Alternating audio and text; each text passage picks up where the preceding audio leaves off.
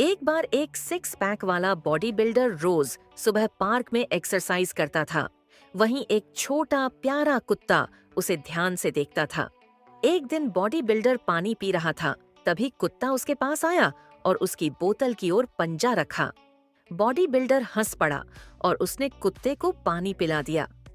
अब कुत्ता हर रोज उसके साथ दौड़ता, पुश अप करते समय उसके पास बैठता और कभी-कभी उसे गिराकर खेल भी करता। बॉडी बिल्डर भी उसे खाना खिलाता। दोनों एक दूसरे की जिंदगी का सबसे प्यारा हिस्सा बन गए।